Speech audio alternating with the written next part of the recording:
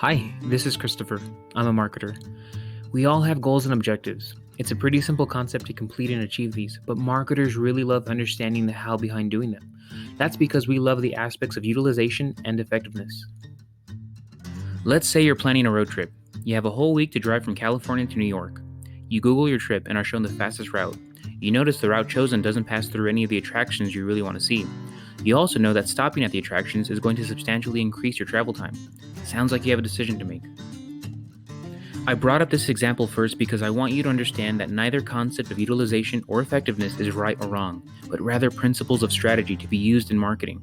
We want to be effective at achieving our goals, but we also want to utilize all possible resources. So what's effectiveness? The best possible way I can describe effectiveness is achieving an objective with the least amount of resources possible. I'm sure this is debatable, but right now I want you to understand that resources can be anything tangible or intangible. I also want you to remember the word objective because that is going to decide on what concept is best in the situation. So what's utilization? Well, it's a lot simpler than effectiveness because it just means to use, and in a more scientific way, it means to use all.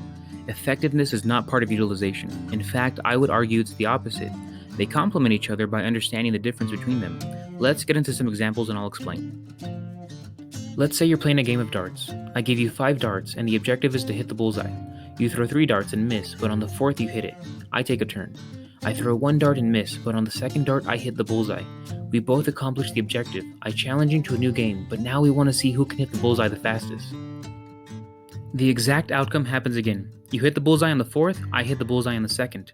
What was the objective of the first round? It was to simply hit the bullseye. The new objective was to hit the bullseye sooner than your opponent.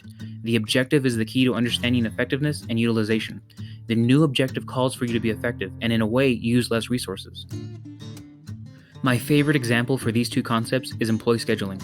Let's look at a scenario where you're a manager and you are creating a schedule for 3 employees. You have 3 employees. 1 employee is a full-timer and the other 2 are part-timers. Full-timers get 35 hours a week and part-timers get 28. Your business opens from 8 to 5, Monday through Friday. You make a schedule like this.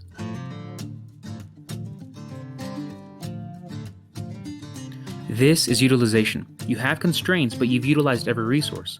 We did have an objective, but the objective was based on what the maximum limit the constraints allowed, like the business hours of operations or the amount of hours each employee receives. What are some real scheduling objectives? What about cost of wages and salary? Traffic times like high volumes of customers or perhaps receiving inventory? What about employee availability? This is where utilization doesn't make sense. You may very well need to use less or more resources to achieve the most out of every objective you face. This is where marketing comes in. Marketing is understanding every aspect of movement in business. Let's say you have the information of your high traffic times, inventory replenishment, employee availability, and weekly expense budget. Here's what the new schedule might look like with an effective approach to all these objectives. Here's a great example of utilization. Let's say you pay a fixed amount of $100 every month for unlimited phone calls.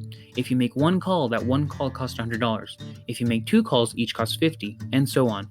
Many times when you have fixed expenses with some sort of unlimited usage, getting the most out of it is a great approach. Even though I consider utilization and effectiveness as opposites, they still complement one another. If you are an effective sales manager who's hoping to achieve a large sales goal at the end of the year, then utilizing your best sales channels is a great strategy.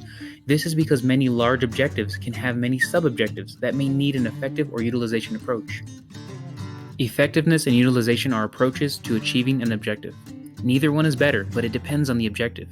Take these concepts everywhere in your business. Incorporating marketing with them allows you to completely understand your resources and the constraints you may face.